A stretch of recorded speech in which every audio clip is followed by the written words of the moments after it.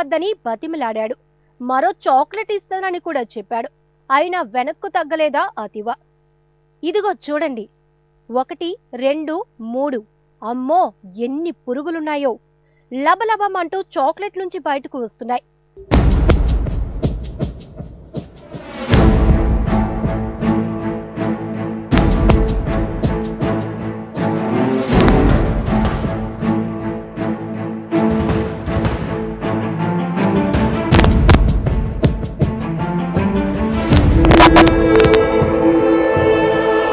ఇది చూస్తే ఎవరైనా క్యాడ్బరీ చాక్లెట్ తింటారా?